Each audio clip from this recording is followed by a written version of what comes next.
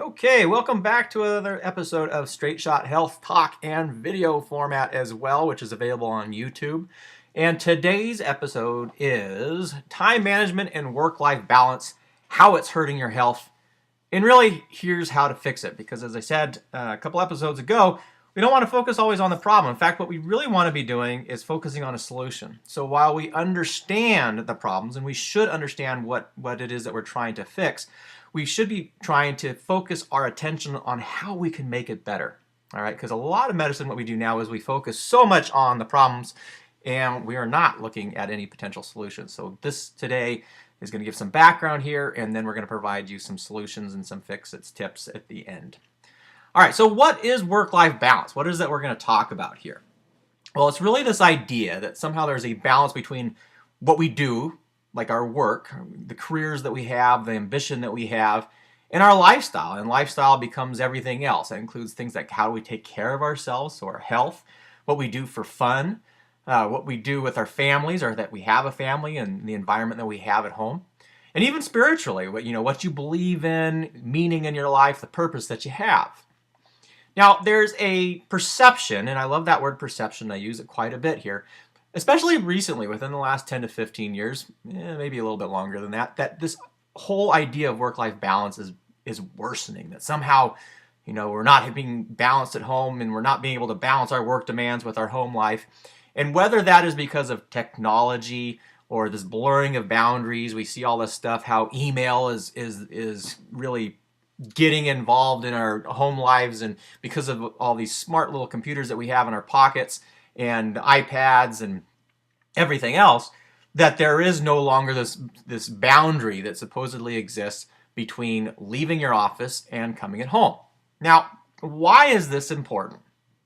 Well, because this perception of imbalance, when you are not being able to decrease the frequency of these stressful events in our lives, if you're carrying your work home with you all the time, it is perceived as stress and it causes health effects. As we talked about a couple episodes ago on how stress affects our body and how that we really propagate that stress response, how we make our bodies kind of basically go into overdrive and start attacking it. And we, as we said a couple episodes ago, it really comes down to the frequency, how often that we're having these stressors in our life, the perception that we have, because that really increases or decreases the intensity of our stress response, and then our ability to deal with stress. Like, do we have the coping mechanisms, the skills to deal with these events? Now, here's the problem with work stress. So, overall, roughly 4 out of every 10 people rate their jobs as very or extremely stressful. Now, that is an average, and that's taking everyone. There are some careers where it is significantly worse than that. If you look at physicians, our profession is one of the worst rated when it looks at stress and burnout. If you look at people who have other very demanding roles, such as firemen, police officers, air traffic controllers, soldiers in war zones, and even at home when they have frequent deployments, the stress is profound. And when you work in a highly stress-related environment, someplace where you have these high demands upon you, you have a 3 times greater rate of stress-related conditions. Now, as we also touched about a couple episodes ago, stress permeates everything in our lives. So if you when you're getting these things, when you have this fight or flight response, is really what stress creates. It causes your body to get ready to either fight off that cave bear or run from it. And because of that, the blood flow goes to different areas in your body. It doesn't go to your guts, doesn't go to your reproductive organs. So there's problems people have with pregnancy. There's problems people have with things like irritable bowel disease. But it's more than that, because it also induces what we call as an inflammation response. This idea, the little lizard brain in your head can't distinguish between just too many emails and an overpowering boss and the cave bear. And so it's like, something's happening. We got to be ready to fight off if we get cut or bit by something. So let's get the immune system involved. And let's start up our healing mechanisms, which is this process of inflammation, where we send out things that are supposed to clot our blood and repair our blood vessels and our skin and things like that. Now, when you don't have any damage, though, and that goes on all the time, it's like calling out your soldiers over and over again. That's your immune system. They stop responding. They stop. They become tired. Your immune system gets weaker and weaker. that has a host of different problems about that. You get sicker easier. There are immune-related diseases that we start seeing for the inflammation when we're trying to, that repair mechanism, when it is on too often and for too long, that causes things like heart disease, that causes things like, or increases in things like inflammatory bowel disease, and even worse than that, because there is other conditions as well. It's associated with depression, it's associated with insomnia, not being able to sleep, increases perception of stress, and becomes this wicked and downward spiral, and it is extraordinarily harmful on your body. Now, just from a financial standpoint, the more stressed you are and the worse that your work stress at life, you're twice as likely to quit your job, and then put some financial stressors on. And as we said, stress leads to such things as fatigue, it leads to burnout, and just the fatigue and burnout alone then, outside of the physical effects of stress, that causes more stress because you're no longer performing at the level that you could have been, or that you really need to be performing at. Then people start to, if your boss is ragging on you or your family's ragging on you, just starts going into this wicked downward spiral and starts worsening and worsening over time. So here's this thing. We have this imbalance, though, this perception of imbalance, or at least people write about it in all these different journals and things, saying that we have work life and we have life, and that we're not being able to separate them effectively. And because of this, we're seeing all this stress and fatigue and burnout and horrible, awful things. Now, the problem with this, though, is why is this actual idea of work-life balance harmful in and of itself? Why is it not leading us to a solution? Well, here it is how do we separate work from life? Because they're not different things. Work really is a part of life. Life is our entire experience from the time that we're born until that we die. It's this whole big spectrum and continuity in there, and work is a vital piece of that. It fits within this whole universe of life that we live in. So you can't separate them. And if we're not able to separate them, then we're focusing our attention on how to fix these things or make it better. It won't be effective. Because our job interrelates with our home life interacts with our leisure activities and things that we do for fun and enjoyment. This is really life. It's everything that we have. Now, I also have a little video of this that I'm doing as well, and I wish I could have, I'm not very good technology-wise, but I have these bubbles. One shows job, one shows home, one shows leisure activities, and those really should be moving. One will get bigger over time. There's going to be times when your job is going to become much more intense, that you're going to need more requirements there, and other times when it's going to be your home life. Say that you just got married, or you're moved, you have a new baby, or your children, or there's something else going on there. And then there's some other times when leisure activities are going to be predominant, and that is going to assume a greater role in your life, and those other ones are going to shrink down. And these are in constant flux. They are not static. They're changing all the time. When things are changing all the time like that, you cannot balance them, because you cannot, there's no arbitrary number for them. So while they're overlapping and changing and never in balance here, it's not. But we have this lack of balance in our life. It's not a lack of balance between our work and our home and what we're doing for fun. What we're really missing here is a balance in our priorities. Okay, so priorities are something that we have control over. And so when we're really talking about work-life balance, what we're really should be saying instead is this is life management. And it's not just life management. Life management really comes down to priority management. And the key for priority management, the reason that it gives us at least some idea of control, and we talked about last episode on how this perception of control and mastery experiences and being able to actually feel like you're influencing your environment, priority management recognizes this. It recognizes what's important in your life. And because of this, you can now align, if you recognize what those things that are important are, you can align those priorities with what it is that you want. And once you know what's important, and you know what you want, then the life starts falling into place. Obviously it is much more difficult to that, but just because something is, difficult to do does not mean that the concept that we use to understand it can't be simple. And this is a very simple concept. Is it difficult to do sometimes? Absolutely. But we first must get this concept down. Now, how is it that we prioritize things? Well, there's three main issues with that. First, you have to know who you are. right? Who you are really.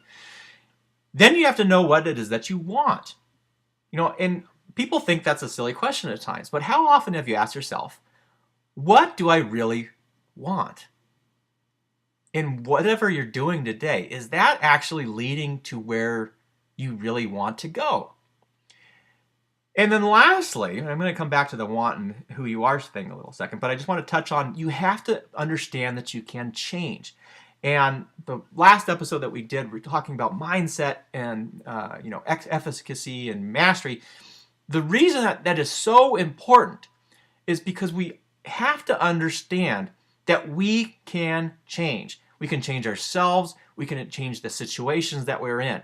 Is this easy? Absolutely not. Do people come from extraordinary difficult backgrounds, have all sorts of hardships? Absolutely they do. But the difficulty is when we assume we're coming from this background. We've come from an upset home life. We come from we don't have a lot of money growing up. Our parents were divorced, or whatever the case may be, that we are stuck in that system and we cannot escape from it. Or even worse, we believe that somehow in these innate abilities, that because of our genetics, it determines how smart you are, or how, what your abilities are, that you are just not good at something, you cannot figure anything out, and you're stuck into your, a dead-end job, or you've put too much time into your job and so you cannot change it. All right. Some people think, well, how could that be? Well, I'll tell you, from a physician standpoint, there are a lot of physicians out there that have spent so much time and in so much debt that they feel trapped in the role that they have, that really they're not doing exactly what they want, okay, if they even understand what they want, and they're not living with who they are, and that has to do with managed care and things like that. I mean, I just talked to, I was interviewed on a podcast yesterday, as a matter of fact. It's going to come out, and I'll let you guys know about that in the future.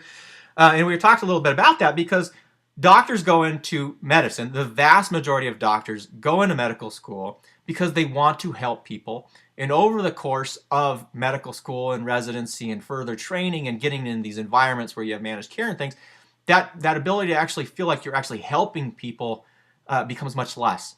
And what we become is we start treating sickness, and we start doing all these massive, I've talked about before, we're cutting, poking, and drugging people, and we're just sort of covering up and patching up sickness and getting people out the door because that's what the model has.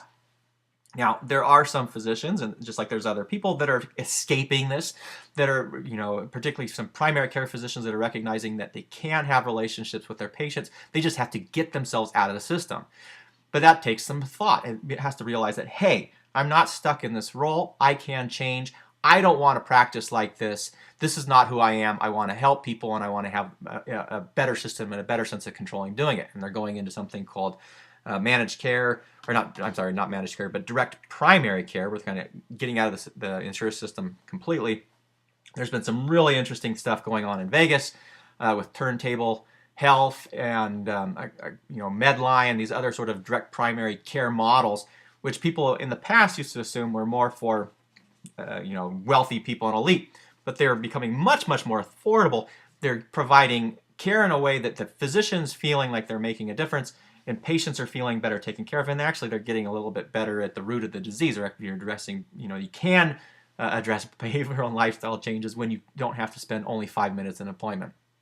All right, so that was a little off topic there. A little bit, important to me though is you can't prioritize things if you know who you are, what you want, and that last one is critical, that you realize that you can change.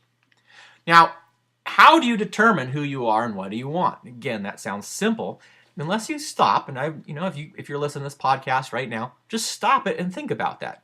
Who are you and what do you want? And stop the podcast and just sit down, give yourself 20, 30 seconds, and just start listing things out, whether in your head or on a piece of paper. And if a lot of times people will find that they get stuck relatively quickly because we don't spend a lot of time doing this. And it really is a process, and it takes some degree of self-reflection. And you have to recognize what the desires that you have are, what it is that you like to do, what it is that you want, and what are the things that you actually need. And those are very different oftentimes. We often think that wants are needs, or needs are wants, and they're not. There's certain things that you need, and there's usually much less of those. And there's a lot of things that we want at times, but those are usually not needs. And then lastly, what are the goals that we have? What is it that we are actually trying to accomplish? That we're trying to accomplish today, tomorrow, 90 days from now, a year, 2 years? What is it that you want your life to mean? What is it that you want to provide an example for your family, for your friends? Accomplishes for the world. What kind of meaning is it that you want to provide?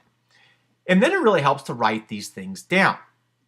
Okay, because if they're not written down, we have a tendency to forget these things. And as you get older, like I am, you forget them more frequently. And once they're written down, though, then you can come back and review and revise them. And what this does is it defines what success means to you. And once you know what that success is, and that success can be anything. You don't have to be a Richard Branson trying to, open, I don't know how many companies he has now, or someone trying to change the entire world. Your success can be that you have successful children, that you are providing your kids, and when I'm saying successful children that are adaptive, children they're strong, children that have strong self-esteem, that can go out and live in an environment that can support children of their own and really interact with society in a way that is contributory to everyone, so that we build better societies. These things. So again, your success doesn't have to be this monetary thing. It doesn't have to be this world-changing thing. We can focus on things just in our community. We can focus on things just with, our homes, our families, or even our pets. I have friends that have this love of pets, and other people that do rescue organizations and have really made it a mission in their life that they're trying to take care of these animals. But what this does is, if you understand it, you've defined it, and you've written it down, is it gives you something to work towards every day. And what we find then with priority management is it increases perceived control. Again, that word comes up, that perception of control. That ability to think that you are making a change, that you're influencing your environment, which is, we touched on it, I think last episode. This is really critical for both how much stress or that stress response is released in your body, and a sense of fulfillment as well. It also increases personal accountability. It lets us start focusing more on me actions versus you actions, meaning I'm responsible. If I want to change things, I can do it. And I'm not sitting in this, waiting for somebody else to do everything for me. That is a very dangerous attitude to have, because I kind of like, when I talk about stress, sometimes I talk about this boat. And if you're in this boat and you believe that every responsibility, or that there's nothing that you can do for yourself, your boat has no sails, it has no oars, it has no rudder, it has nothing. You're just in this ocean of stress and life circumstances, and you're getting tossed around because there's a viewpoint, this external, what we call external locus of control, or belief that everybody else around you is the people who influence your life, rather than what is known as an internal locus of control, which is this idea that you have an impact on your environment. As I said, it's not so much that you can; it's really that you perceive that you can. It also allows you to set boundaries, because if you know that you're trying to reach something, or that your boundaries are to save money and go to school, or you really want to change jobs and you're working hard, and so your time becomes more difficult, or you have less time because maybe you're taking classes after work. It allows you to set boundaries, and firm boundaries, so that you can say no. And being able to say no is a important skill. It's probably more important in a lot of ways than saying yes, because being able to say no frees you to do what you need to do. So you can say, no, I'm not going to buy that. I need to save that money for whatever. Or no, I can't join you after work at the restaurant and going out to dinner, or going to visit the guys at the bar, because you have a other priority that you want to fulfill, right? And boundaries actually makes us feel better in a lot of ways. And this took me years to understand, because for a long time I thought that if I set boundaries, or if I try to commit to a course of action, it would really take me away from other potential little opportunities that may come up, or this idea that free living, so you can just do whatever it is that you need to do. Well, I'll tell you, being free living and doing whatever you need to do isn't that satisfying, because you never seem to move anywhere. And having those nice boundaries, it makes it easier to not only say no, but when you explain to people, hey, I'm trying to work towards this, if your friends are good and really want you to improve, then they respect you for that. And that is a nice feeling. The other thing that it does is it focuses your effort. And so instead of saying, you're spinning your wheels and trying to do 100 different things at once, you can focus your effort on those things that manage the most or mean the most for you.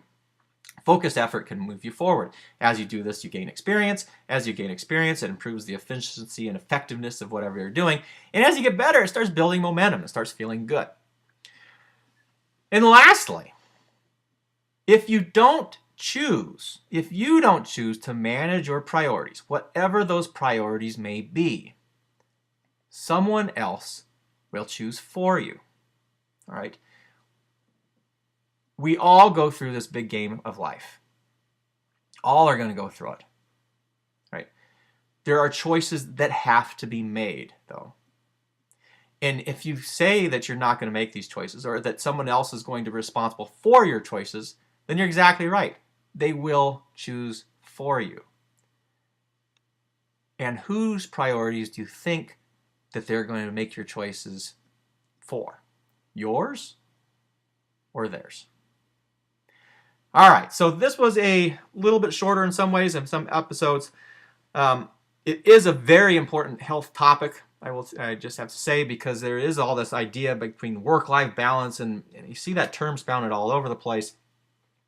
But if the term itself is fundamentally wrong, then we're not going to be able to identify a good solution. And so my goal with this episode was that we kind of get away from that. Let's stop talking about work-life balance, and let's start talking more about priority management and really taking control of our lives, and by doing so, taking control of our health. All right, thank you all so much. It is always a pleasure. Hit me at straightshothealth.com if you have any questions or comments, and I will see you in another week. Stay well, guys.